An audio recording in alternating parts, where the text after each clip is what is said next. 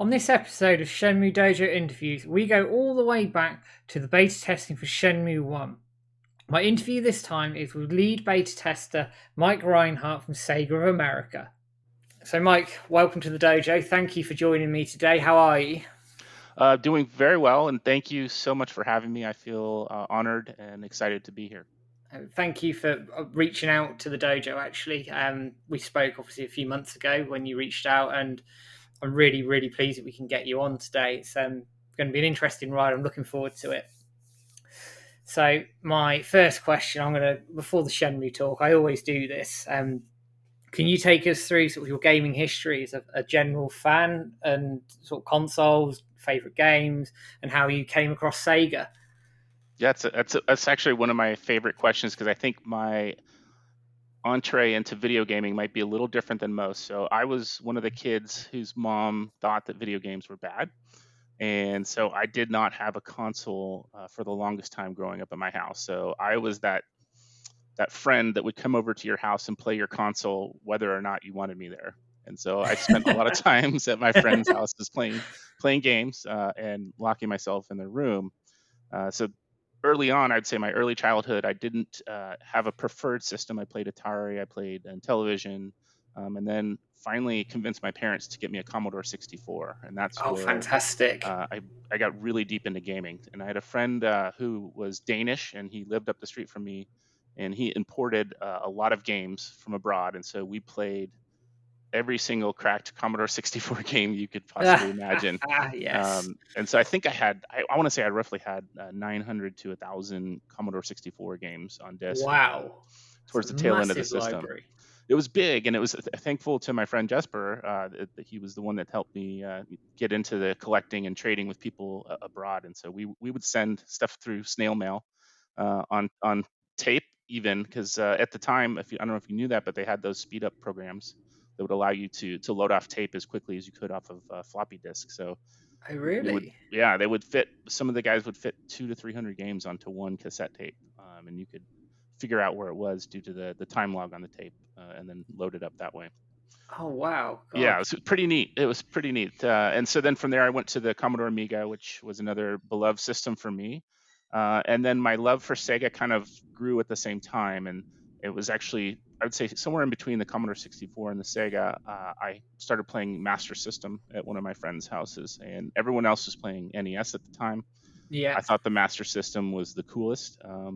It felt kind of different to me, unique. The IP, the games that you were playing were not the traditional games that you would see on other consoles, and so I really liked the uniqueness of that. I remember the 3D goggles on the Master System were really cool. And then from there, I think I bought a Game Gear, and that kind of continued my Sega love. And so I played everything on that game. And I look at it now when I go back to play the Game Gear, that screen's so small and blurry. It's amazing that I was able to play through games on that console. But I enjoyed that, and then moved obviously into the Genesis and the Saturn, and just kind of fell into a Sega fan, from the Master System on. And to me, again, there were so many cutting edge concepts and themes and games. Whether it was Panzer Dragoon Saga on the Saturn was just Yeah. surreal game to me, or even Virtua Fighter, and obviously the Genesis titles were just some major hits, and Sonic being kind of a cutting edge speed platformer, if you will. And so I was always impressed, and I knew that there was a Sega headquarters in San Francisco. As a kid, I kind of always remembered there being a building there. And then as I got older, I kept driving by it on the freeway, and you'd see the Sega building. It was on at the time. I think when I was in my 20s, it was on 8th and Townsend, which was near the where the ballpark would be for the San Francisco Giants. Just to give you some context and location. And so I would drive by it on the freeway and tell my wife, "Hey, I want to get a job there someday," and we would joke about it. But it was never, I never really meant it that seriously. And at the time, I was a teacher and also a swim coach. I was a swimmer growing up, and so I was coaching swimming after college. And so from there, really, I started thinking hard about what my next step in life would be, and it was either go to credential school and become a full-time teacher, Yeah. or try something completely different. And I talked to my wife about it, who was a teacher at the time, and she said, if teaching's not easy, if you really want to think about something else, this is your time to do it before you kind of fully go into it. And so I told her I wanted to work in gaming, and I started searching online ads and things in gaming. I think I did an interview at MVC, which was a publisher for gaming news at the time, and that one didn't necessarily pan out. But then I answered this ad for a video game tester, and it was an odd ad. It was very nondescript. It just said video game tester, $10 an hour. Inquire here.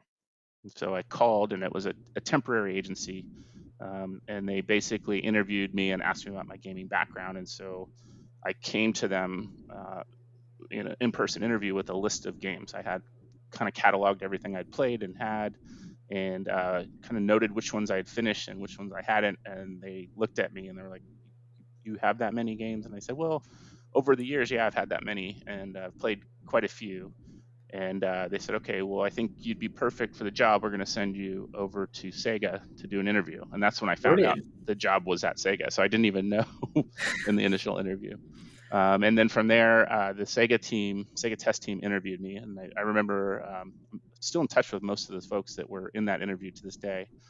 Um, and they interviewed me, and the same question. They asked, what type of games I like to play, and I brought my big list of games out that I had played and finished and didn't finish, and they were like, "Okay, I think you're the right person for the job." And so I pretty quickly got that job, and that was around, I want to say, September of 1999. Excellent. And obviously, you ended up working at you ended up at Sega. What was your? Do you remember your first day, first game that you tested, anything like that? Talk me I through it. I do. So a couple interesting things. I don't know if you've seen the movie Grandma's Boy. No, I haven't. It's an Adam Sandler film about video game testers. I highly recommend it, but I avoided seeing it for a long time because I didn't think anyone would be able to capture what testing was in real life. But there's actually some truth to it. So when I got there, it was interesting. There's probably about 100 testers in two different large open rooms. Nobody had computers at your desk. You had a console, and you had a TV with a VHS recorder attached to it. Yeah. And a lot of people would share desks. So depending on how big the group was, and it would influx from time to time depending on how many games were coming through tests. But there would be anywhere from 40 to 200 testers at one point in time, and they would usually put us two to a desk. Sometimes we were four to a desk if things were crowded, and so it was interesting. You didn't really have like your own space until you moved up the ranks as a tester. But my first day in particular was interesting. I ran into I think the first person I met was this kid named Rick Ribble. And he came up to me and said, "Hey, my name's Rick Ribble Jr. You can call me Maverick." And I started thinking, okay, okay, am I in Top Gun or what's going on here?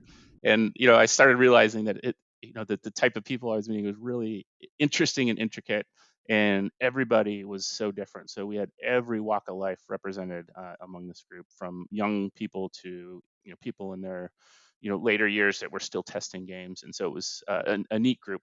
But I think my first day, I was handed NBA 2K. That Oh, was my nice. first test kit. Yeah, so it was the original 2K before it had launched, and I was told to go through all the menus and find any typos or bugs. That was my job that day, so I didn't even get to play the game. And I thought, okay, this is what testing's going to be like. It's not always going to be just play the game and have fun. You got to do some tasks and look through things that may not be that exciting. Great. And how did that sort of develop from testing menus to then sort of bigger projects, if you like? Well, there's two ways to move up as a tester. One is to kind of be a good leader and get other people to join you in an effort to find something or discover something in the game. Another is to find bugs on your own and Yeah. type them up that end up being really important for the development team to fix. And I think for me, I was the latter. I started finding bugs that would have been showstoppers. And at the time, there was no patch patches for games or things like that. This was pre-patched, so anything that shipped in box was how the game was going to be. And so if you can imagine the pressure on the testers at the time, if you Yeah, missed absolutely. something and that game shipped into the world as is, it was a pretty big deal. So that was always kind of on the back of your mind. And so that's what I started doing, was finding bugs that were showstoppers that would crash the game, or that would not let you progress, or you would get stuck and you couldn't do anything about it. And so I started finding those bugs and started writing the bugs up on my own, which was another task altogether. Bug writing at Sega was really, really specific, and even had a Bible in how to write a bug. And the reason for that was that the bugs had to be translated, and Yeah. so we would write them in English. They would be translated often to Japanese because the developer would be in Japan, and then it had to be recreatable for an engineer. So he had to be able to find the exact steps of how you got to that bug and recreate it on his side as well. And so there became this very specific language in writing bugs that I was ended up being pretty good at, and I think that helped me progress. Fantastic. And it's going through sort of some of the other games before Shenmue. Are there any sort of game breakers that stand out on certain games that you found? Yeah, I think one of my big progression in the test department was when I worked on Choo Choo Rocket. And Choo Choo Rocket, if you're not familiar with the game, was an online Yeah. console game, and some people argue it was one of the first online console games. Not necessarily true, because there was online adapters for the Genesis and for even I want to say the Commodore. You could play with the modem online, and so there's been online gaming before, but this was probably the first, I'd say, mass online game. And so Yeah. this one was a tricky one in that we had to figure out how to make it work in an online environment before it was public. And so setting up the network internally, I was a big part of that, and helping make the test environment work.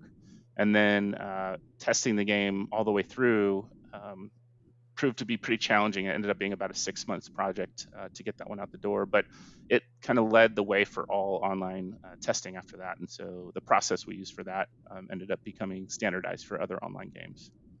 That's really, really good. Back in the day, obviously, online was new. It was really new. It was really, really. You're feeling your way through it almost, aren't you? It was like there's an adage, they call it building the plane in the air.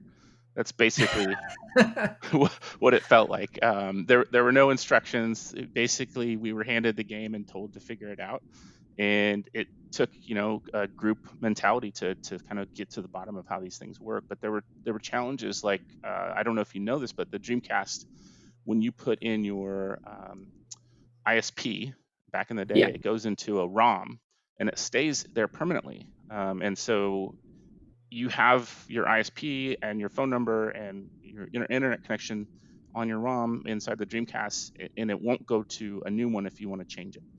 And so you had to learn how to flash your Dreamcast, basically flash the ROM to get rid of the old information and put new ISPs in there. And we had to test Oh all the wow. different ISPs. So we didn't only have to test the game; we had to test AOL, we had to test whatever carrier had internet at the time, because there were so many different ones. And so we used numbers and carriers all over the country to make sure that the game would work on their system.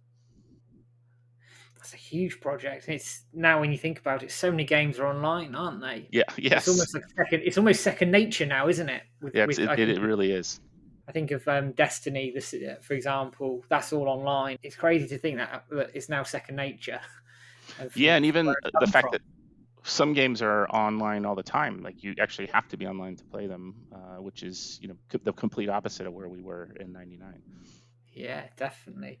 So Shenmue itself, before you started testing it, did you hear about the project itself internally before it sort of made its way over to you guys? And what did you know about it? So there's two answers to this. Yes, we knew the title was coming because it was already out in Japan, Yeah. um, and so we knew that there was a good chance that we would be publishing it in the U.S. I don't think the decision was 100% yet, because it was a big localization project to do a U.S. release for it. And so I think that was in the works.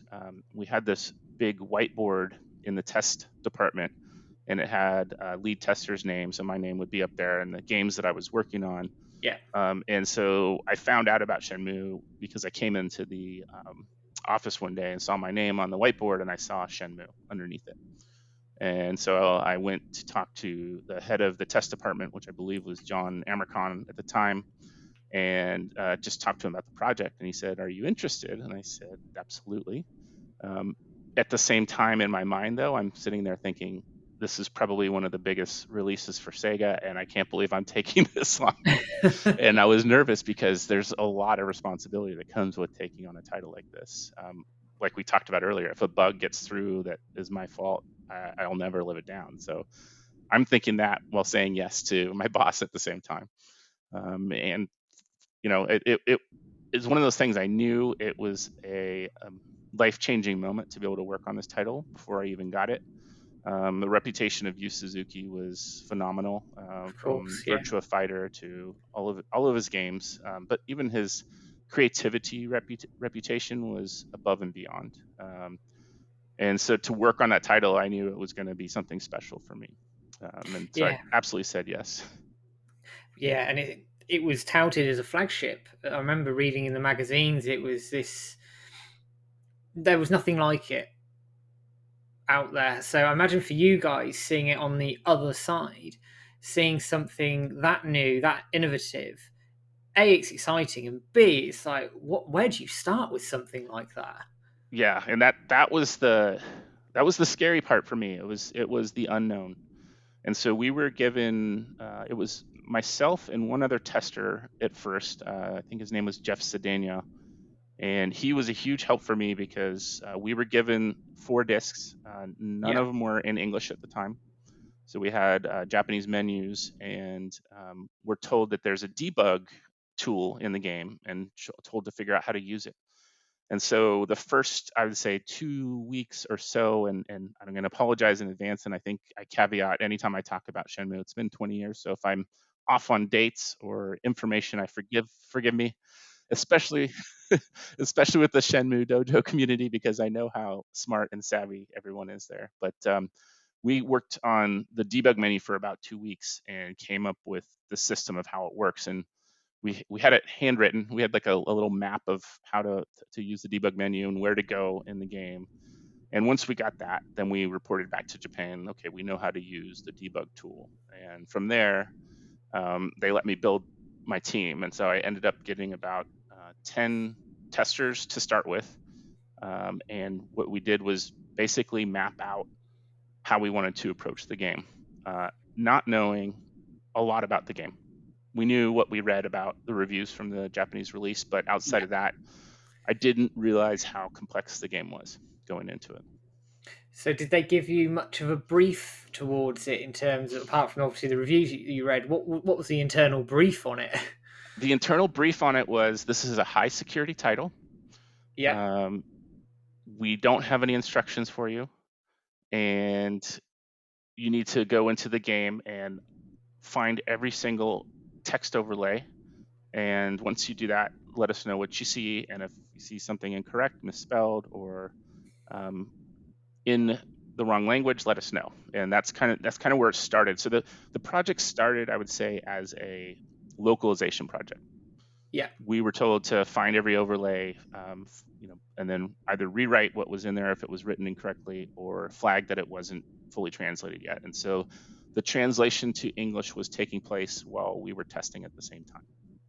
That's crazy, and it's ramping up the pressure even more when you've got no instruction. Yes, no instruction. That made it tough. But I think I mentioned this, that the group of testers at Sega were incredibly talented. I had super intelligent people that ended up going into different parts of the industry, and they're still working in the industry at this point in time. So we used to joke and call the Sega test group University of Sega, because everyone would graduate and go work somewhere else in some other job and do really well. So if it weren't for my test team, it would have been a disaster. But because my test team was really savvy video game testers and had a mind to kind of figure out how to lay out a game and attack it from a testing standpoint, we were able to do so. And so we started with trying to uncover every text overlay, and Yeah, quickly realized that that's not a good approach for a game that has events that don't happen the same time every single day. We started realizing that if you run into a character at 2 o'clock in the afternoon versus 10 in the morning, you're going to get a different conversation with that character, or you may even miss a conversation with the character. And I think I had a few sleepless nights right after realizing that that type of thing was happening in the game, and it wasn't the same path and progression for everybody, and that you could skip chapters, you could skip events. There were sometimes events that would happen once and you would never see them again. There were events that may happen for somebody because they took a different branching path. Little things like naming the cat. Not everyone was naming the Yeah. cat at the beginning of the story, the kitty, sorry, at the beginning of the story. And we started realizing that there were many more of those instances along the way. And so instead of trying to have a conversation with everyone in the game, we started to map out times, dates, and locations, and really focusing on specific locations and peppering those locations to try to get everything that could happen in a location to trigger. Wow, and that's a massive undertaking. I mean, I don't want to undersell it here because I mean, Shenmue One, you've got the dojo, you've got Yamanose, you've got Sakura Joker, Dobuita, the The harbour, harbor, yeah, and the warehouse too. yeah, and the warehouses as well, and all the shops and everything in between. By hmm modern day standards, the map isn't considered huge, but back then it was gigantic.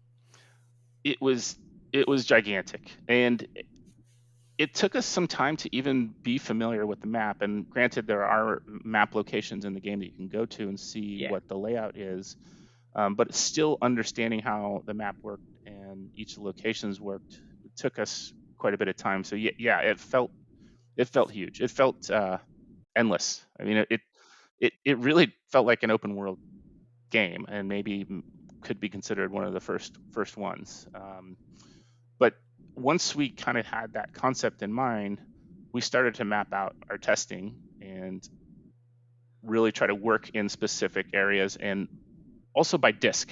We would try to do as much as we could on disk one, and then go through it again, and then go through it again, and go through it again. And then I would say, okay, it's time to move into disk two, and we would do the same thing, and really try to trigger as many events as we could. And so we started feeling more comfortable that we were triggering everything. The second thing that made it a little more bearable was our debug tool. So early on, when we were focused on the text in game, we did have the debug tool, and that allowed us to trigger every conversation you could have with somebody through the tool. And so we could make that come up and make that happen. And that helped quite a bit, but it wasn't perfect. It wasn't a perfect tool for us. It didn't let you go everywhere, if I remember correctly. It would drop you in locations, and then you'd still have to do some exploration. So that wasn't perfect, but it certainly helped, at least at the beginning. But then there was a point where we were told that the debug tool is going to be pulled out, and it was time to start testing the game for the game itself. so almost losing the training wheels in some respects.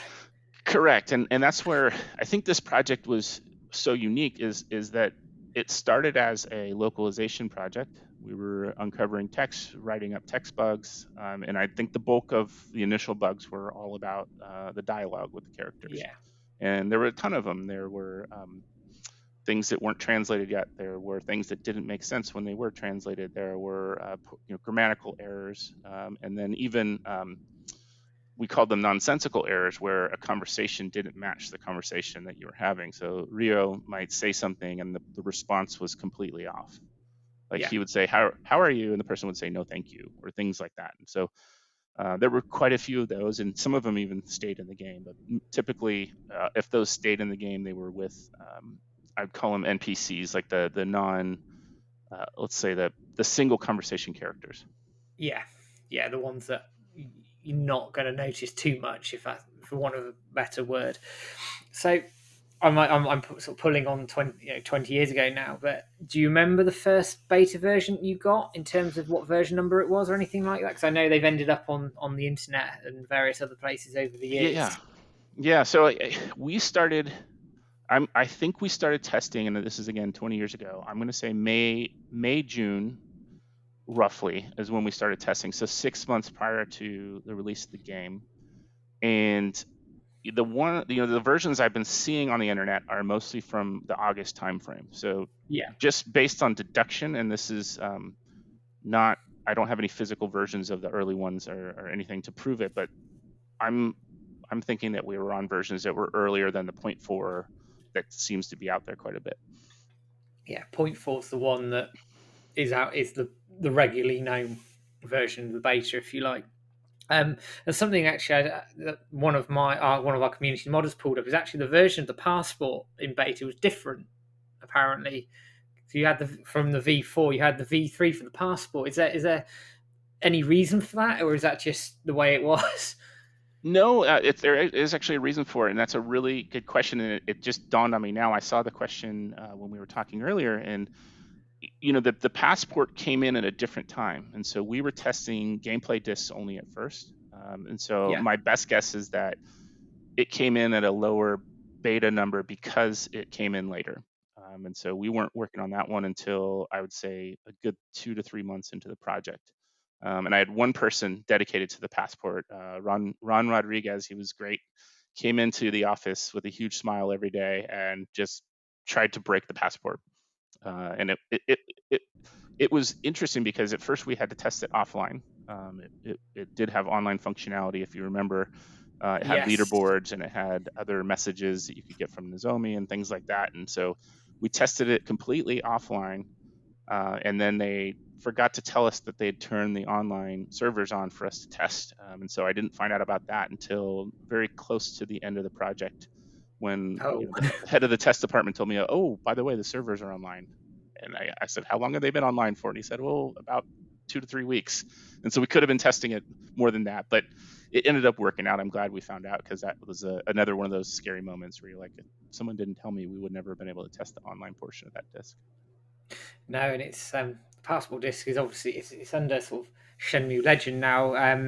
The community did they released a hex edit for it, so you could access some of the online content offline now, Oh, that is cool. I didn't know about that. That's amazing. which is really cool. And there's an app, mobile phone app for Android and iPhone now called Suka Pass, where a group of community members, Phantom River Stone, the co-owner of the dojo, Skill Gym, and a load of others, have basically remastered the passport in a mobile phone app.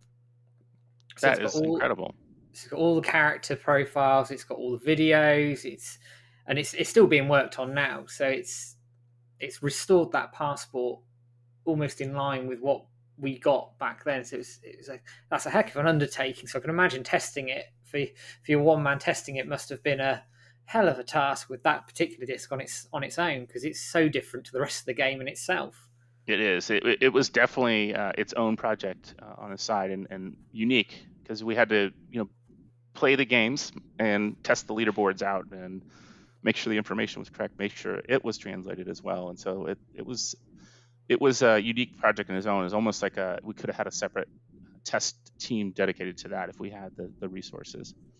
I think I do still have a beta disc of that. I'm gonna have to look through my catalog of stuff, but I think I still have a passport beta.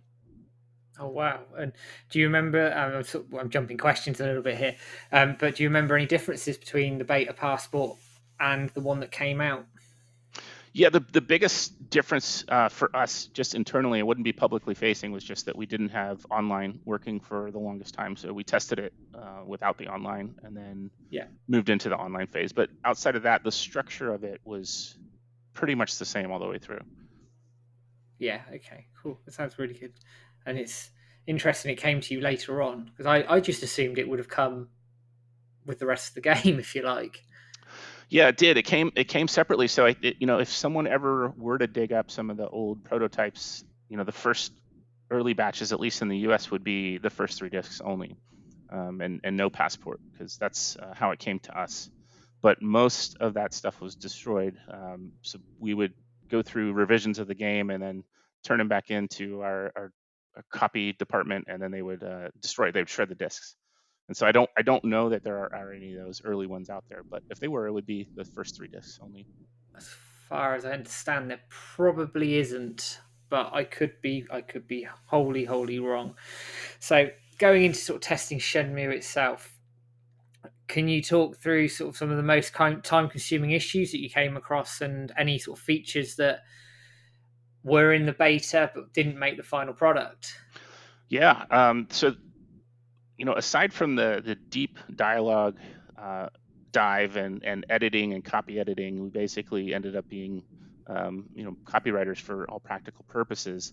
That itself was a huge undertaking in terms of time. But from there, there were things like legal issues. So, Yeah, Coca-Cola was in yeah, Shenmue and was in Shenmue without a license, as far as I know, or at least in Japan, the rules were different. And so, they had to change it to Jet Cola. And there were other things within the game that had to be talked about, which was harsh language. So, the game was rated T, and ESRB has different rules in the United States than it does in than the ratings board in Japan does. So, of course, yeah, language isn't as big a deal. So we had to flag a lot of language, and then there was also things that could be deemed racist because they were talking about nationalities and Chinese people and different things. And so some of the wording, I wouldn't say it was intentionally meant to be that way, but it came across that way in the US. And yeah. so we Okay. had to kind of look at it from that standpoint as well. So, you know, along with testing the game and making sure things were working,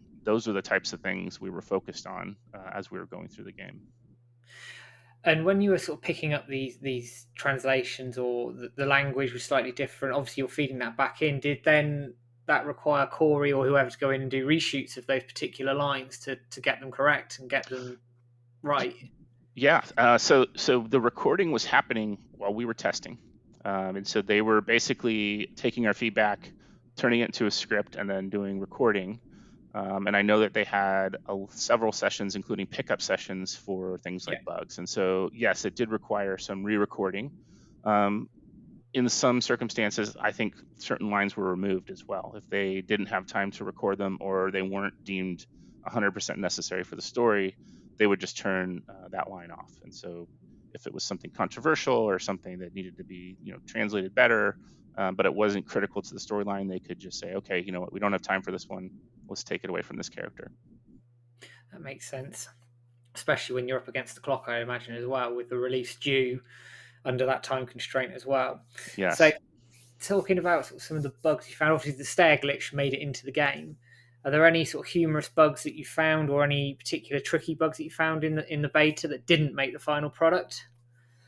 So yes and no. So the stair glitch was in the game, and I actually talked about it with James a while back, and Yeah, he reminded me of it. And at the time when we were talking about it, I didn't fully remember it. I vaguely remembered it, and now I clearly remember it after having seen it online and kind of going back and remembering who was testing that area. And it was one of my testers named Brian who actually found it.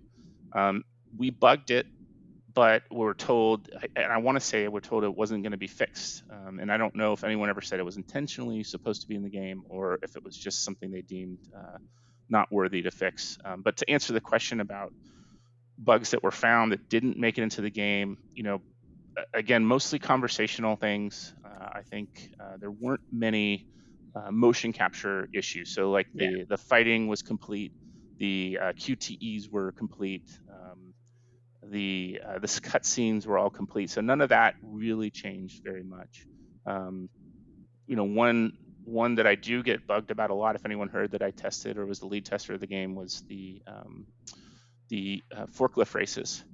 And so yeah. there's a little area that you won't get counted for a lap if you don't run the course just perfectly, and you think you're kind of cutting and saving some time, but it doesn't register the lap. And so people ask me why that made it into the game, and it was bugged. It just never got fixed. And so because of the timeline that you mentioned, we were in a pretty condensed timeline, and because the game was already out, if it was something that didn't make the game non-playable, oftentimes they would leave it into the game. They Yeah. wouldn't fix it. It wouldn't be deemed necessary to fix. And by modern standards, I'm sort of going off at a tangent here, but by modern standards, would that be something they would possibly fix now if they had the benefits of patches? Do you think? I bet if they had patches, absolutely, that would be probably a quick fix for somebody. But I think at the time, given the timeline, probably given that most dev resources were done, at least as far as game development went, they felt like going back and like breaking open the code and trying to fix that was probably too much work. But I think in today's times, that would be something that would be fixed and easily addressed. And you talk about sort of the development resource itself. How was the relationship between you guys as testers and the development team over in Japan? Was that a good working relationship? How was it? It was a great working relationship. And so I'll start with Japan really respected the test department, and we felt that. The developers relied on us. They knew we were an important part of the process, and they didn't kind of look down on us, which can happen sometimes with test departments. And so we would work with a US producer at Sega to write up the bugs, and then in the evening, we would get on a call with Japan and report bugs and go through the bug report. And the producer in Japan would ask questions, and I'd often have to chime in and talk about how serious a bug was or what we thought about it, or how recreatable a bug was. There was a frequency topic that we would talk about, and so bugs were written up or by how frequent they were. So a once bug would be something we saw one time. A binary bug would be something we saw every time, and so there was in between there would be twice bugs, three times, or always, which was a binary bug. And so we would talk to the developers and the producer and say, hey, we would see this one all the time, or we only saw this one infrequently, or we only saw this one once. And then from there, they would decide how important it was to add to the list of stuff to be worked on. And with Japan, were there any sort of disputes over certain bugs or anything like that, or was it generally they were in agreement with what you guys were pulling up?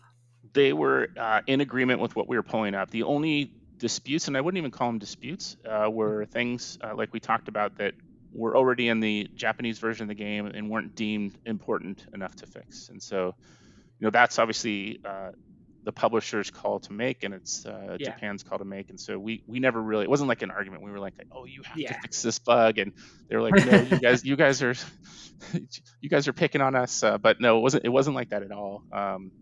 And even to the fact, I felt the relationship was so good that when Yu Suzuki came to San Francisco to help kind of promote the game, he came to the test department, which was unheard of at the time. If a big person like a Yuji Naka or someone came through, they typically didn't come through the test department. But yeah, Yu Suzuki decided he wanted to, and he asked me to demo the game for him. And so I sat down with him and played his game with him and kind of talked through the different scenes that I'm focusing on, and basically gave him my pitch on what I wanted to share with the press, which we'll get to at a later time. But yeah, I told him the scenes that I think the press would find exciting and kind of show off how special this game is.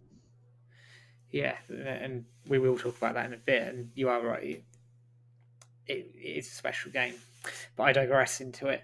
So going back into the sort of the nitty gritty of the testing, it's quoted there's 10,000 bugs, or 10,000 bugs were highlighted by AM2. Um, when were you informed of that sort of list of bugs, if you like, and how did that sort of influence what you were doing with the project? So 10,000 bugs sounds like a lot, but I believe that to be true. And I believe it to be true because I believe my team ended up documenting about 4,000, and that's for the US version only. So I can only imagine that the other territories had their amount of bugs as well, which makes 10,000 seem a very realistic number of bugs. What I would love to know, and so when we were testing the game, we used a program called FileMaker Pro, and that was how we filed away our bugs. But we also categorized them. So we had text bugs, we had crash bugs, we had graphics glitches, we had sound errors, like different categories. And so I would love to see what the category is, because I would like to say that the majority of the bugs on that database will probably be text focused, because the game is so dialogue heavy and has so many Yeah, overlays. excellent. That's good to know. And it sounds like a big number, 10,000, doesn't it? It blows your mind. But actually, when you put it like that, it's not. They're not all game breakers, are they? And I think that's the perspective. I think.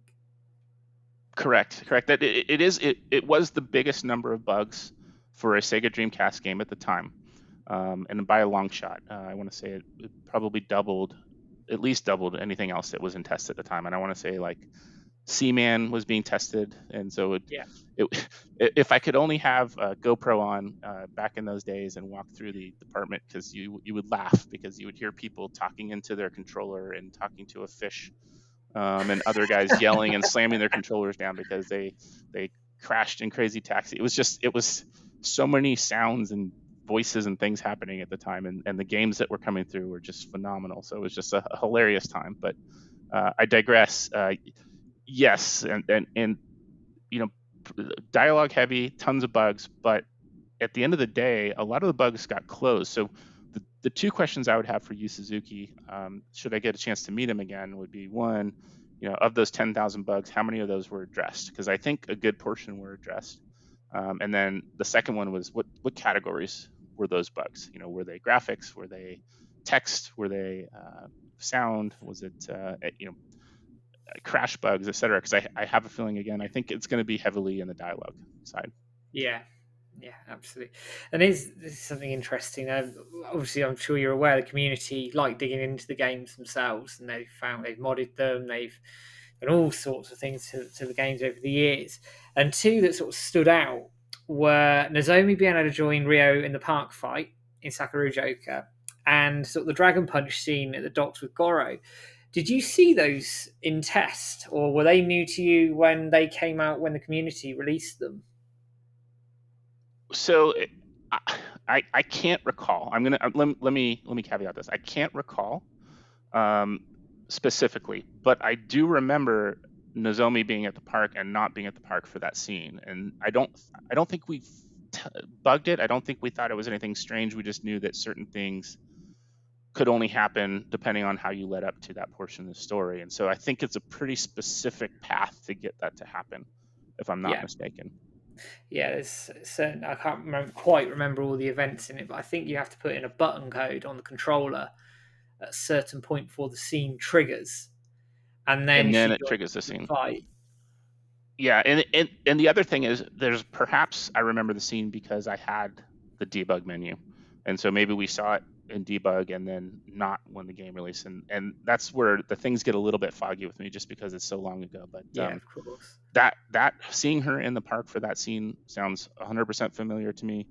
Whether I saw it through the debug tool or through traditional gameplay, that's to be determined, because I don't remember specifically. But I will say the one scene that freaked us all out was the angry schoolgirl scene that Yes. happens, and it's a very infrequent scene, and it's something we didn't see until late in the test cycle, and we were I'm going to say almost done with the game, and I had never seen that scene before, and it's pretty graphic, and it's got language, and Yeah. so it caught us completely off guard, to the point that I had to go to the head of the test department and say, "We just saw this scene for the first time.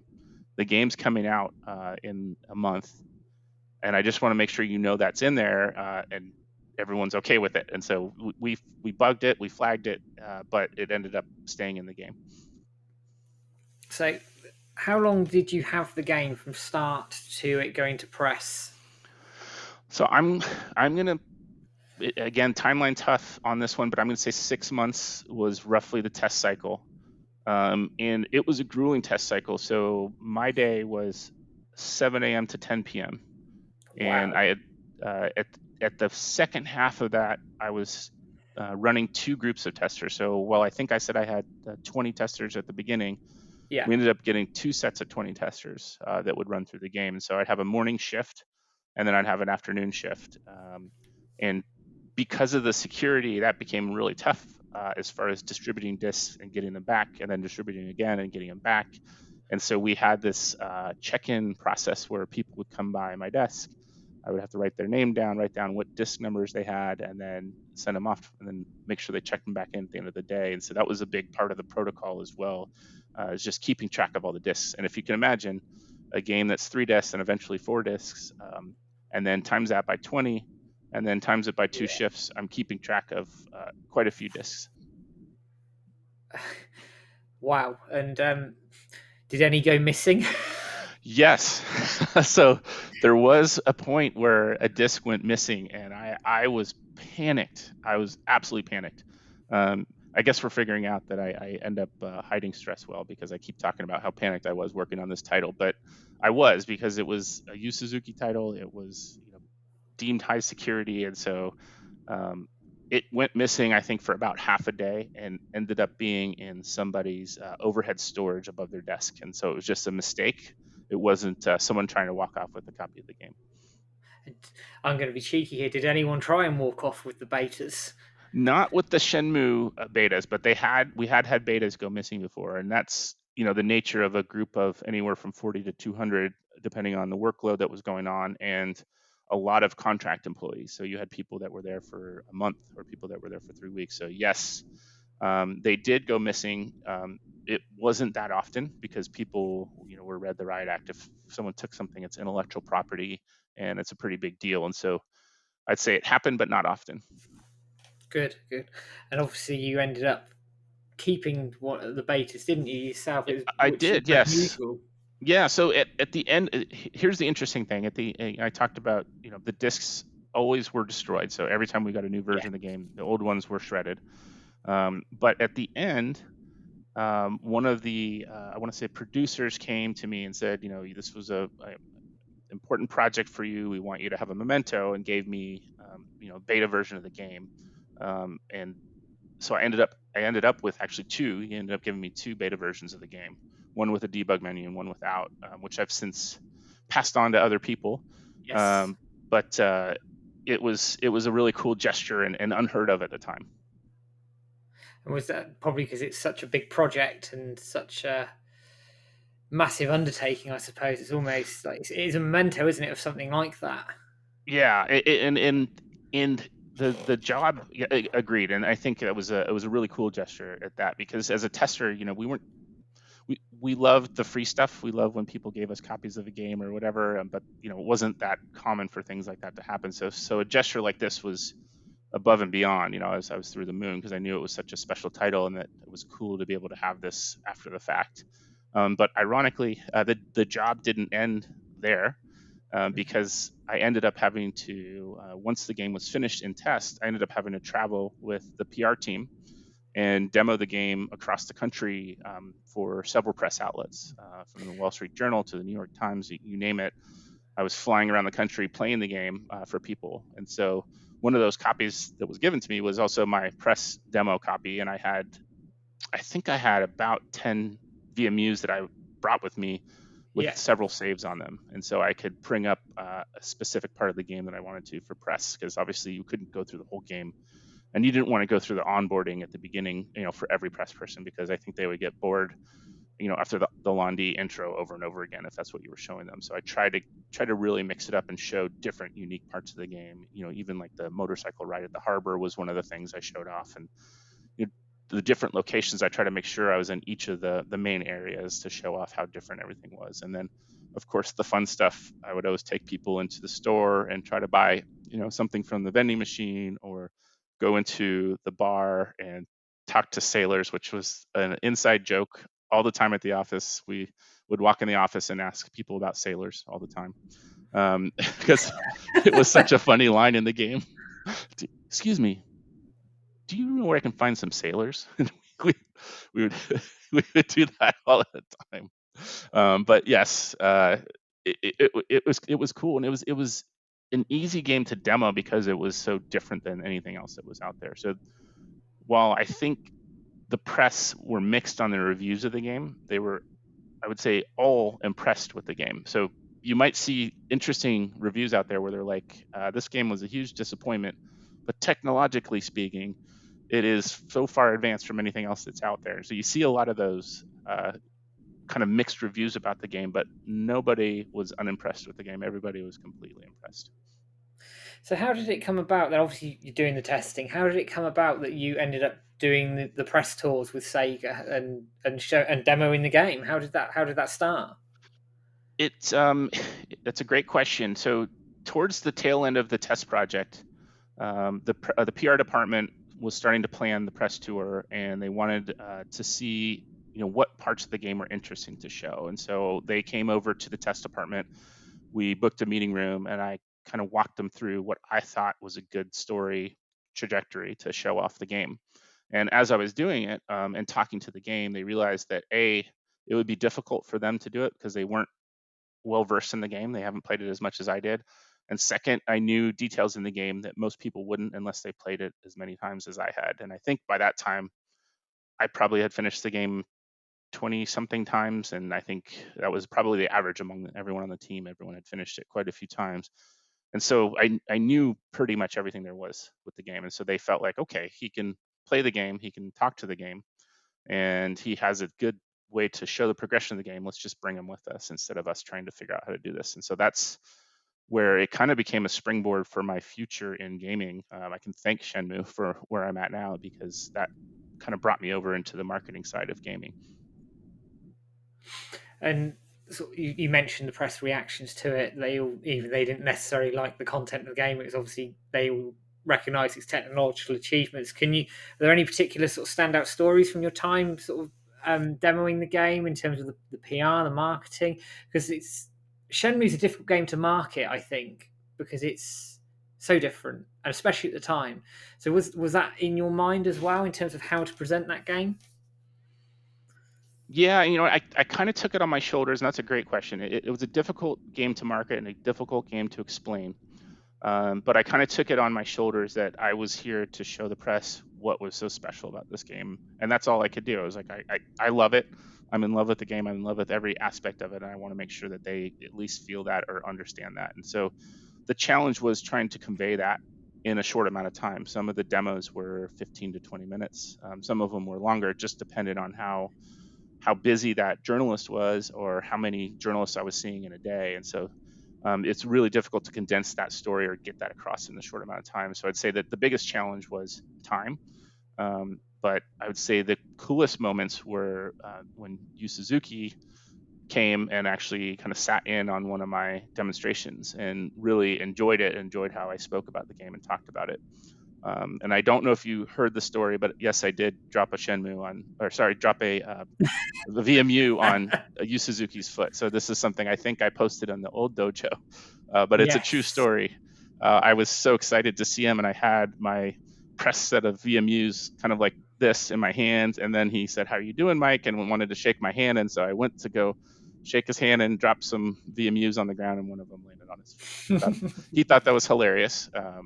But he is truly an interesting and creative person, unique in gaming, and I think he's obviously continuing to be so. And how did he come across to you? Obviously, meeting him the first time. Well, I was uh, nervous as can be, and I have met athletes, stars, musicians, but I was nervous for Yu Suzuki, and so he was super calm, very thoughtful about what he was saying, and he speaks in a way where you want to listen to everything he has to say and what's coming next. And it's the way he delivers it in a very mild manner, but in an interesting choice of words. And even him describing his vision for the game, it was cool. Like the room fell silent when he started talking about how the game came about, where the story came from. He called it, and I'm gonna botch this one up, but he used an acronym to describe what the game was, and this is before the open world term was around, and before anything like that. I think he called it Eyes Entertainment, EYES, if I'm not Or the mistaken. And free, free, wasn't it? thank you. That's what it was. Free, thank you. Eyes was one of the in there. I can't remember what did free stand for again. Um, Full reactive eyes entertainment. Eyes, and thank you. That's where my eyes came from. Free. Yes, and so when he said that, it made a lot of sense. It made so much sense, but nobody deemed the term or used the term open world at the time. It didn't exist, and so I would like to point to this as the first open world, living world game, if you will, and kind of pave the path for so many others. And you could play games today and still see things that happen in Shenmue that are happening in games. And like I think of Grand Theft Auto, I don't think there would be a Grand Theft Auto as we know it if there wasn't a Shenmue.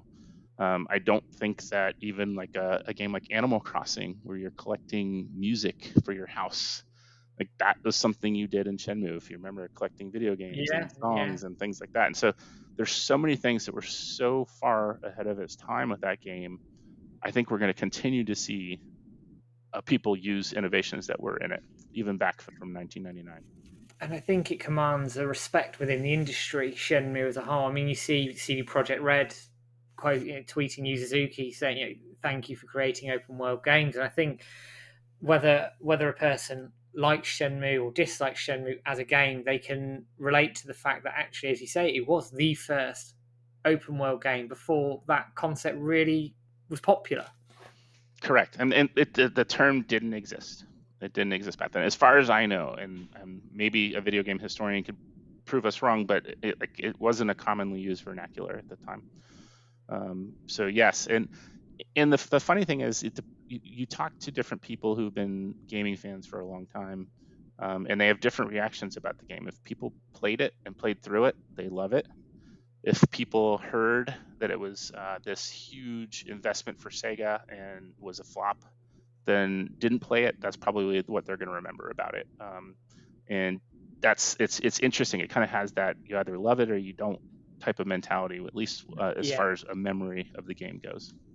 yeah, and I think that's common these days now. Actually, with Shenmue as a whole, I think people pick it up. They either it either gets you and it gets you hook, line, and sinker, or people just it's not for them, and that's absolutely fine. But there's no in between with it. There's always with a lot of games you get that's okay, that's not too bad. But with Shenmue, it's either I absolutely love it or I'm just not interested.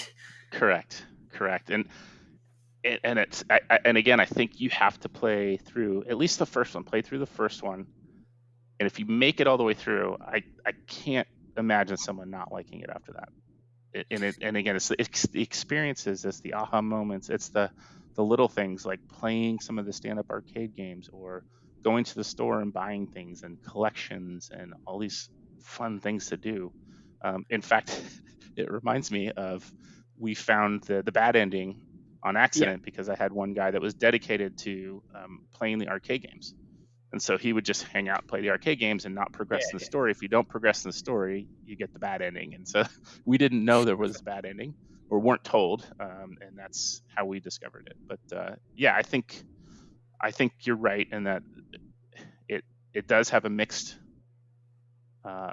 review, if you will, with people. But at the end of the day, like I really believe if someone plays through Shenmue, they're going to end up loving it because of the story, because of the uniqueness of it, and because of the depth of it. And this is just sort of my interest. Sort of going back to the project itself, obviously it was a massive undertaking at the time. Fast forward to modern times now, were there similarities in how that project was handled back then to what practices are in place now for these open world games? How's that sort of testing evolved in that respect now? Yeah, that's a great question. So after Shenmue, I moved into marketing and Yeah, away from testing. So anything mention in this will be speculation, but I'm happy to speculate. So I'll say there's two major differences between testing then and testing now. Um, Testing then, there weren't things like betas, open betas, yeah, closed betas where you could sign up and get people from across the world to play your game and see if it's working and functioning properly. So we didn't have that luxury back then. You do have that now, and I think that's a huge advantage to be able to do that. The second thing is, and we talked about this earlier, are patches. Um, yes, Patches are a game changer, an absolute game changer when it comes to testing. And so I think testing pre-patches had to be super meticulous.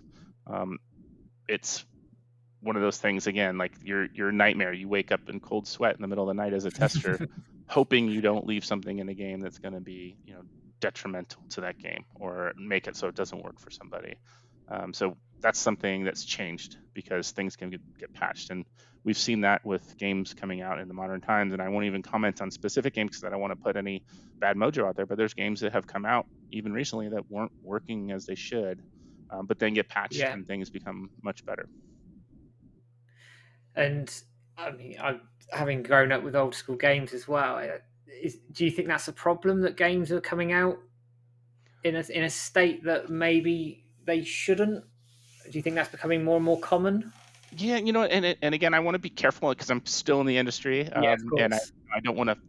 I try not to speak ill of any other company or publisher or anything like that. So yeah, I do think there are times when games come out too early, and that's partially just due to the business pressures and the amount of Yeah, investment it takes to make games. And people talk about how much it cost to make Shenmue back in the day, and I think it was 70-80 million dollars, something like that, which now for a game in today's terms is a drop in the bucket. And so, investment in games slash the need to publish a game and business, driving decisions, it's inherent in the industry, unfortunately. And luckily, we do have the ability to patch. But yes, sometimes games come out too early, and there's so many external factors for that. I mean, it used to be a small studio of 5 people could make a game and maybe even make a hit. And that's kind of unheard of in today's times. Now it's, maybe an indie publisher will get lucky, but for the most part, people are spending and investing hundreds of millions of dollars on games. yeah, and they're getting bigger and bigger and more ambitious in terms of what they're serving up. I think as well. Hmm. But that goes with the technology at the end of the day as well. I mean, you think where we've come from the Dreamcast, the PlayStation 5, and everywhere in between, technology's jumped so It much has. since then in those 20 years. I'm going to segue back into Shenmue itself, actually. I know you didn't work on Shenmue 2 because you'd obviously moved into the marketing side of things at the time. Did any of your team pick up Shenmue 2 from your old testing team? And were there any bugs in the beta that didn't make it in, or So two answers to that. One is most of that team disbanded after Shenmue, and so the way it worked at Sega Test is once your team finished a project, they were all split up and put onto different games. So I think, okay? and again, chronologically, don't if I'm off, I apologize in advance. But I think Phantasy Star Online was coming in on the heels of this, and so people were working on that, and then there was Alien Front Online as well coming through, and Yeah, so I think we kind of disbanded most of my team to other teams. Um, so most did not work on Shenmue 2, and in fact, I want to say the testing ended up being handled somewhere else. The test department kind of changed or evolved after Shenmue 1. But on the marketing side, I do remember kind of that whole decision of whether it should be on Dreamcast or not, because they were starting to phase the Dreamcast out. We would have these meetings once a week about what titles were going to make it to Dreamcast and what weren't, which ones were going to go to other platforms, and that was an ongoing discussion all the time. There was a title, I don't know if you remember the game Propeller Arena. Um, yes, I do that remember the name. that was one that was slated to be on Dreamcast. 9/11 happened Yeah, and ended up getting canceled in the U.S. I think it released in Europe, but not in the U.S. So those decisions were being made all the time. So Shenmue 2 didn't have as much a life in the Sega building in San Francisco as Shenmue 1 did. and I'm sort of going back in time here. Obviously, Europe got Shenmue 2 on Dreamcast, which was interesting because the United States didn't. Was that a bone of contention in those discussions, if you remember at all? I mean, as a Sega fan and a fan of that console, and I absolutely still love it to this day. I was personally bummed out. I was the guy in those meetings that was like, "We should do it, we should do it," but I wasn't speaking from a business standpoint. I wasn't speaking Yeah, from a P&L standpoint. I was speaking from a fan of the console and fan of Sega standpoint. And so I wasn't the one that was making decisions. I was just privy to what the discussions were. It obviously came down to, can we make money off this release or can we not? And so that yeah, was the bigger discussion. How much did we have invested? Will we do better on another console? And so the yeah. decision in the US was, let's put it onto Xbox. We'll do much better on another console that's viable and kind of growing at the time. It's interesting. It's funny because Shenmue 2, I think, is one of the highest imported games to America ever, even now. And I did have a copy. A copy was given to me while I worked at Sega for the European version on Dreamcast. So yeah, it incredible part of the story too. Great evolution of Shenmue 1. Yes, and some people would argue it's the better. I'm going to use inverted commas game because I don't. They ironed out some of the criticisms from the first game. I think it moved at a faster pace, but quite frankly, I don't think you can have one without the other. Quite Hmm. honestly, they're both Agreed. The fantastic games. one thing I did want to mention that I'm really proud of, and I tribute to my test team, is I don't know if you're familiar with the U.S. Shenmue release, but Yes. after it released in the United States, Japan released U.S. Shenmue, and Yeah. that to me, and this goes full circle to the beginning of our conversation, did we get along with Japan in the development studio? That to me was them saying to us, we did a good job testing the game, and thank you. Because for them to put out a US version of the game was unheard of. It might have been the first one that ever had been done. It might be the only Dreamcast title that made it like backwards, if you like, because Back it always again, comes yes. always comes out of Japan, doesn't it? Or at the time, it was always to come out of Japan and come over west. But for it to go back that way, that's a Yeah, that testament was to it. the Might have been team. a first. Yeah, it really was, and that was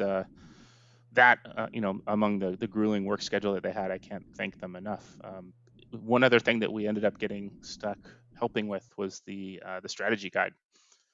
And so, if you can imagine being a strategy guide writer for Shenmue, they were kind of in the same boat as us testers, where they were given a game and basically had to figure it out without too much instruction. And so, when we were done testing, and before I went on the press tour, my team would have weekly meetings with Prima and go through the strategy guide, and help them formulate the structure of it, and also write it, because we had unlocked every single item in the game. We found every single tchotchke you could find in the vending machines. We'd gotten special colas.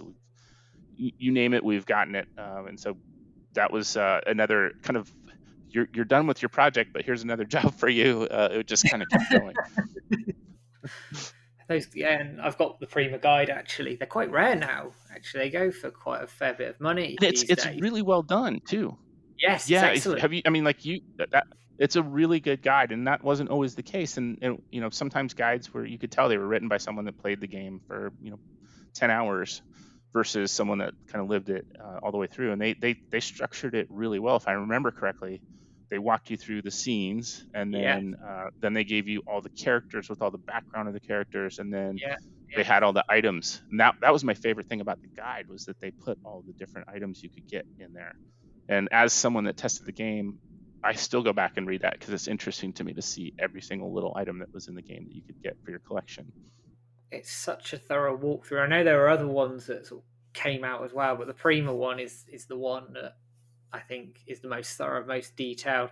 And I had the thing at the back where you'd have to tear it off to get the ending or something. Which Hmm. mine hasn't been done. I'm not gonna touch it. But those Yes, things are a really nice touch, I think, as well. they really are. And again, like the team that wrote it and worked on it, they were so cool and collaborated with us, and we would get on weekly calls with them, and they really got a great understanding of the game and did a service for fans out there. It's something that's, I think, great to have, and a great kind of gives you great perspective on what the game's all about. It does. And speaking sort of the perspective of the games, obviously Shenmue 2 comes out. There's the 18-year wait between Shenmue 2 and 3. Did you, or what made you sort of stay in touch with the game itself and the community? So, two things. One, there's points in your life where you realize you're getting to participate in something that's life changing and amazing. And I would say working on Shenmue was that for me. And so I always kind of wanted to go back and see what people were saying about the game. To me, I knew at the time it's one of those games that people will not stop talking about, or will not have, lose their love affair with the game. And so that's how I stumbled upon the dojo the first time, in its first iteration. And I would go in from time to time. I didn't talk too much, a little bit with fans, but mostly I wanted to hear what people were talking about with the game, or saying about the game, or doing with the game. And even some of the modding that's going on, it's unreal, kind of how much has been learned about it. And I would argue that the Shenmue Dojo probably has more collective knowledge about Shenmue than, I would say, most people that have worked on the game even before it was released.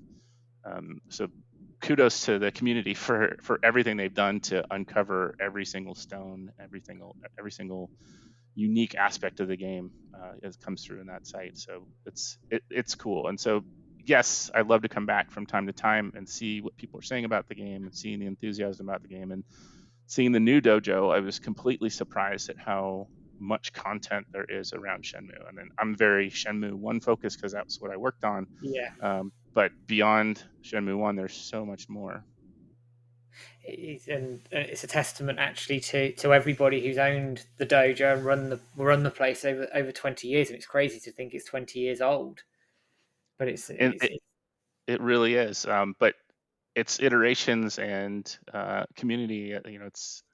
It's ongoing, and some of the people have been there since the beginning, since day one. I think they're still active members from back then that are there now. they still pop in from time to time, not as regularly as they used to, but it's nice to see they still come in. And you mentioned modding and sort of community projects. There've been all sorts of bits and pieces over the years. Even with the modern re-releases, there were mods on the audio restoration, high definition textures, etc. There's a group of modders now who are putting the game into Unreal 4, That is amazing. which they're doing sort of what they're calling a dragon version of the game, which is they've taken all the assets, put them in Unreal, have reverse engineered it, and have got it working, and have done all the animations and everything in between. It's a massive project. So that means that eventually they can make their own side stories or canon if they want to.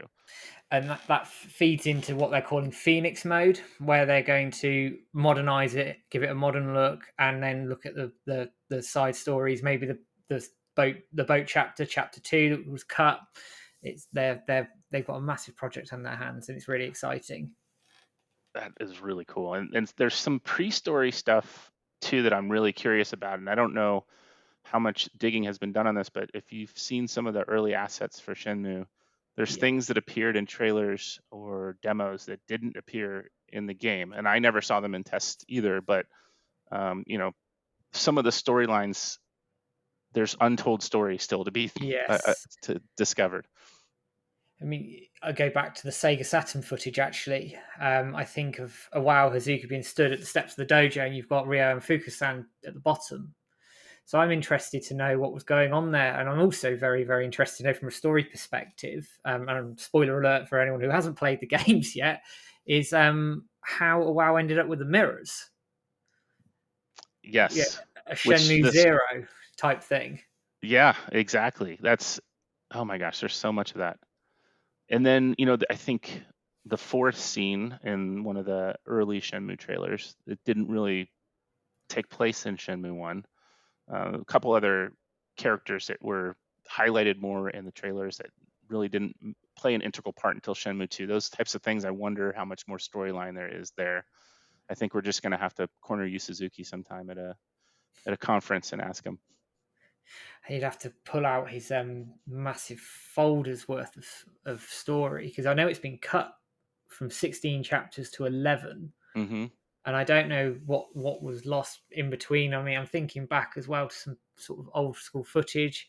Obviously, you had the 70-man battle in Shenmue 1 at the end, Yep. but there's screenshots of a battle going down from the Hazuki Dojo through Yamanose, which is interesting, that never made the final cut of the game. So I'm interested to see the concept behind what that was, for example. And that's just one example of so much content that we haven't even come across yet. It's Well, scary, actually. I want. Does anyone have a working Saturn version of the game? It's the holy grail. No one Okay. has it. Whether It, whether it's in the vaults of Sega Japan somewhere, I'd love to break in and get it. Um, I'll but have that to ask. So I have a few friends that still work at Sega Japan. I'll just ask them in passing. Say, hey, does this exist anywhere? But we didn't see it when I was in test, which tells me it was probably long shelved before Shenmue 1 actually was on Dreamcast. Yeah, I would have thought so. And I'm thinking to Project Berkeley trailers as well, when you've got Rio hanging off the side of a train. You've got Shenhua. She pushes the thugs off of her, like almost an intimation to her powers. You've got Shenmue Online and some of the sort of the magical stuff that was coming out of that as well. There's so much there that hasn't been touched. It's there's so much left, which sort of goes into Shenmue 3 a little bit. Have you played Shenmue 3? Have you picked it up? I haven't played it yet. I feel remiss for not playing it. And ironically, one of my close friends works at the publisher that published the game, so he owes me a copy of it. I will get it from him and make sure to play. But I did look at reviews and kind of see the response, and again, it feels similar to what Shenmue One was, which was again play the game and understand it and enjoy it and be wowed by the story and not get caught up in, is it current, is it does it hold up to modern day standards, etc. So I saw some harsh critical comments about the game, but until I play it, I'm gonna reserve my own judgment. Yeah, and I mean, I don't want to. I'm not going to spoil it. And also, it was kickstarted. It's a completely different ballpark to what Shenmue One and Two were developed under. Completely different ballpark, and to get what they got from what they had, I think is a minor miracle. Quite it frankly, it would have gone lost forever if this didn't happen. And I remember the day the Kickstarter opened clearly. I was at E3, working for Ubisoft, which I currently work for right now, and it was announced, and it it was huge. It was like, I think in the first 9 hours, it had beaten its goal and then some. And I think it was one of the fastest Kickstarters to hit 1 million, and then to hit 6 and 7 and 8 million after that than any other Kickstarter. So it to me tells me that there's an audience out there for this game, and it's a fervent audience that's interested in this content. And so I hope that when that happened, it made people realize that a four is needed and that the story can continue. It doesn't have to, be a part of the main story. It can branch off. It can be, canon, and create a side world, as if you want. I think there's an appetite for it. So I hope that at least let people know that there's an appetite and an audience out there. there definitely is, and the community haven't stopped with Shenmue Three. We've got the hashtag Let's Get Shenmue Four, and that, I think we tweeted that within a couple of months of Shenmue Three coming out, because we want to see that story continue. And we're on this path with Yu Suzuki himself. I mean, Shenmue Three was the ultimate dream for a lot of us, and it was also the game we were always told it would never happen. So for it to happen was it was monumental, considering not just that, but everything else was at that E3 at the time. Correct. And not only for it to happen, it's a miracle. For it to happen in today's climate, it's a miracle, because it's so hard to bring a game to market now. Yeah, It's so expensive. You need to have a publisher. You need to have obviously first party on board, and it's a big undertaking. It's not a, let me go program this game and put it out on a single platform. It's a big deal, and so it is a miracle that it happened. But again, a testament to the community. In fact, you just reminded me about the hashtag. That's kind of how I came back to Shenmue Dojo, because I started seeing the hashtags for Shenmue 3 and for the tweetathons and things like that were going on at the time, and that kind of brought me back into, okay, there's still people here that really want this game. It's awesome. yeah, and it goes back to that. I think once it gets you, it gets you. It's the only way I can describe Shenmue. If it gets its claws into you, you're hooked for life.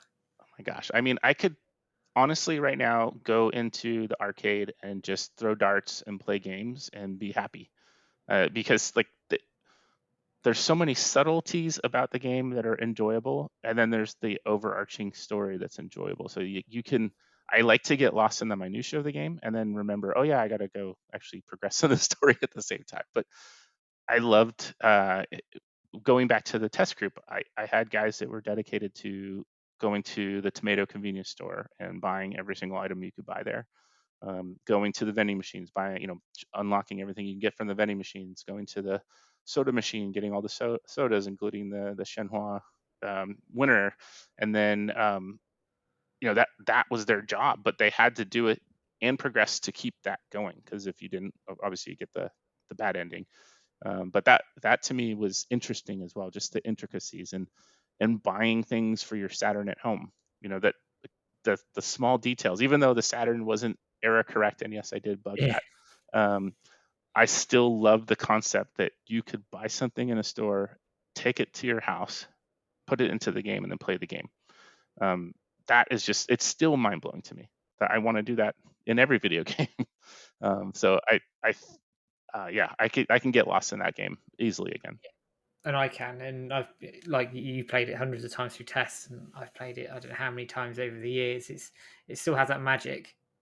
It does, and as a tester, a lot of times after you've played or worked on a game, you don't really want to play it anymore because learn you learn about the game in a different way. It's almost like I equate it to if you work at a chocolate factory, you're not going to go home and eat chocolate afterwards because you're tired of being around chocolate, even though chocolate's amazing. But Shenmue was one that even after it was done, after I'd spent that 6 grueling months of so many hours per day, I still went home and played it, and then I made my brother go home and play it, and like it was that important to me. Like I still love it. I love it as a product. Like if I never worked on it, it's the same. It doesn't matter to me.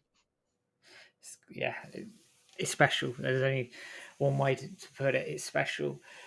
I'm going to go back a little bit. Obviously, we're talking about things about canon and how there's so much story that we don't know about. Have you obviously there's the anime that's been announced as well. Have you paid much attention to that? Obviously, there's not a lot of news out there about it, but is it something that interests you as a fan? Having Yeah, so I'm aware. I'm not aware of like the storyline or what the intent is behind it, but the fact that there's any additional content around it, I want to see it. And the reason I want to see additional content is because of the characters and their stories, and I want them to be expanded. I want someone to take Tom and expand his Rastafarian reggae yeah, or Nozomi. I want to see more from all of these people, and so it would be cool to see uh, how they evolved. And even if it's not the main characters, if they're spin-off characters or characters from different parts of different storylines, that's fine. But to me, I'm so invested in the story that anything that touches it or remotely touches it is interesting to me. yeah, and as you say, it can go off in different directions. It can focus on different characters. It can there's so many possibilities with it. Let alone the fact that if it takes off, it widens the market for new Absolutely. Shenmue fans. Yeah, it makes it more correct. It makes it more accessible to people that maybe didn't have time to play the games or didn't have access to a Dreamcast back in the day. The one thing I will want to know is if Rio is part of the story, will they make him wear the jacket the whole time like he does in the game? I hope so. But from the concept art, he has his jacket on. Good, good. That's critical, and his cut on his cheek that never heals. Yeah, and I hope Corey gets to voice him actually, but Oh, that's awesome. I hope he does. I don't know if he will. Oh, I thought you. Oh, Corey, okay, good. yeah, Yeah, that Corey, would be Corey amazing. he wants to do it. He definitely wants to do it. But we'll see how we go. I'm gonna move off Shenmue very quickly. Obviously, you moved into marketing after working on the Shenmue project. What were your paths sort of through the gaming industry after Shenmue, and how did you end up at Ubisoft? Great question, and I love talking about this one. And again, I basically owe this portion of my career after Shenmue to Shenmue. Shenmue got me the exposure I needed with the publishing side of the business, and gave me that opportunity to first go out and demo the game to the press. But once that happened, people from the marketing department said, "Well, he understands the games. He can speak intelligently about the games. We should probably get him over to the marketing department and help us sell what's important with the games." And to me, that was a fun moment.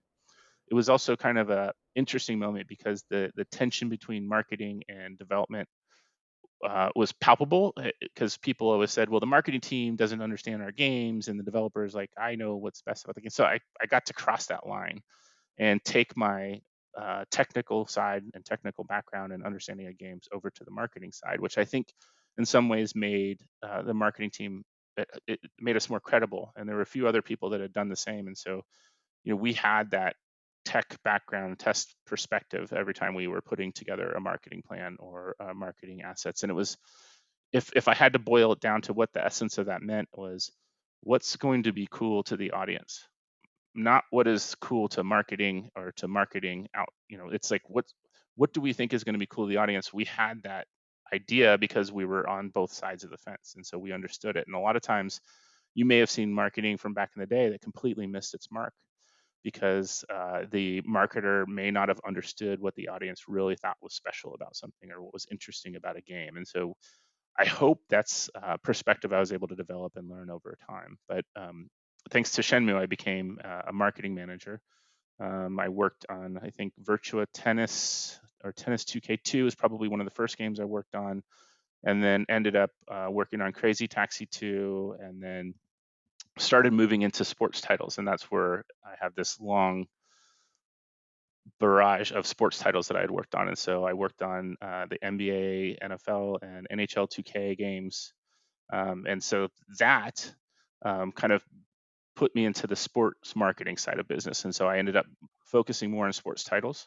Um, and then the developer that worked on the 2K sports games actually took a few of us marketers from Sega and brought them in-house. And so I ended up moving from San Francisco into Marin County, where Visual Concepts is. And they're responsible for all the 2K sports titles, but also had some other interesting titles like Floygan Brothers, Toe Jam and Earl for Dreamcast was developed there as well. And Ooga Booga was another kind of, I'd say, cult classic, if you will, that was developed out of that studio. So it was really cool to be able to work in a development studio while still marketing games. And so it was a rare situation where there was a marketing in-house for a development studio. And so I spent probably the next 6-7 years there. And that was about the same time that Take-Two purchased the 2K business from Sega. And so that was an interesting time, but also a really cool time in marketing. And so I ended up working for Take-Two for a long time, up until about 2017, and then was ready for a change. I had enough sports, and I wanted to get back into some entertainment titles, and ended up at Ubisoft, thankfully, and absolutely love it. And Ubisoft reminds me a lot of what Sega felt like back in the day, just a bunch of creative folks and passionate about what they work on, and it kind of reinvigorated my love for marketing video games. So happy to be working there and working on so many fun titles. And did you work on, especially Ubisoft, like the Assassin's Creed titles and the Watch Dogs titles, etc.? So I focus mostly on Tom Clancy. So I Oh yeah, work on the suite of Tom Clancy titles: Rainbow Six, Ghost Recon, yeah. and The Division. And then I have some other titles. So I worked on Steep and The Crew 2. And the neat thing about Ubisoft is they mix up what games you're working on and what teams you're working with every year. And so I might be Tom Clancy this year. Next year I might be solely focused on another franchise. And so it's been interesting. I'm going on my third year at Ubisoft and really loving it. Excellent. It's good to hear, and it's good to hear you're still involved in the industry as well, with all that wealth of experience. It's great. I'm pleased you're enjoying yourself. Actually, Thank you. um, I'm going to sort of close us down with one final question, and it's one I do with everybody. Is it? Do you have a message for the Shenmue community? I do have a message for the Shenmue community, and thank you for the opportunity.